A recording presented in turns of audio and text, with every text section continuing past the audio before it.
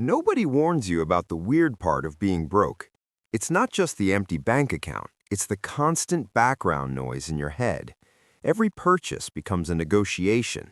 Every notification from your bank feels like a threat. You don't decide what you want, you decide what you can survive without. And the worst part? You start avoiding your own money.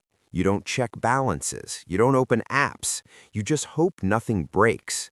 Meanwhile, the internet keeps yelling the same advice. Just budget. Just save 20%. Just stop buying coffee. Amazing. Truly groundbreaking.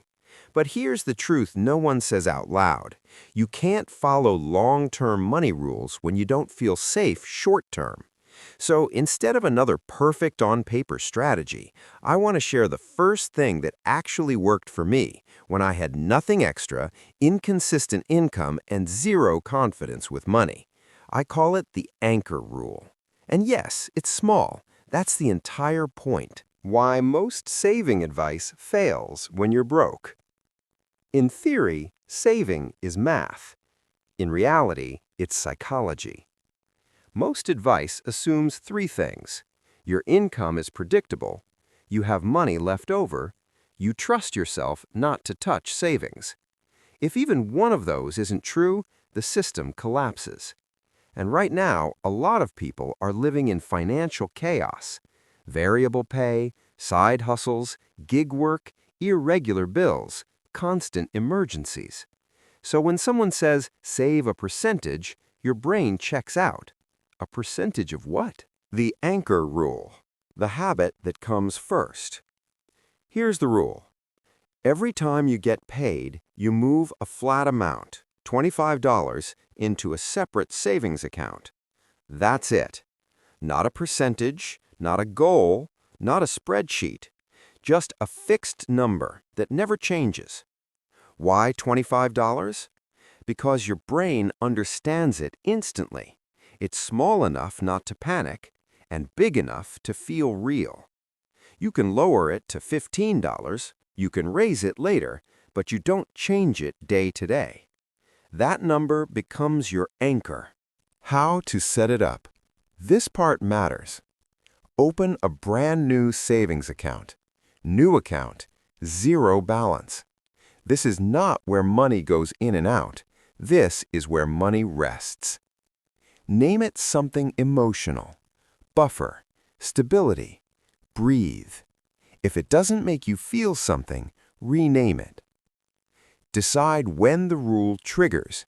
Every paycheck, every completed gig, every time you make over a set amount. Do it manually. This is important. You need to feel yourself saving. That moment is what builds the habit. Why this works when everything else doesn't.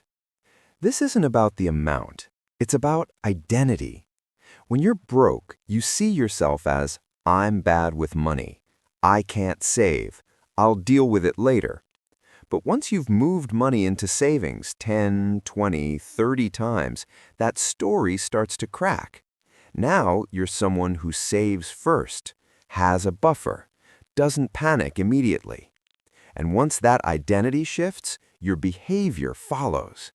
That's when saving more becomes possible, not before. What happens after a few months?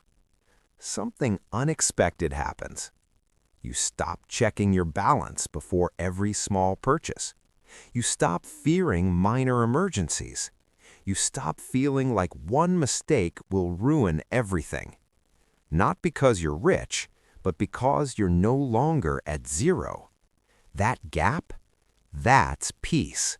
And peace makes better decisions possible. What this rule is not.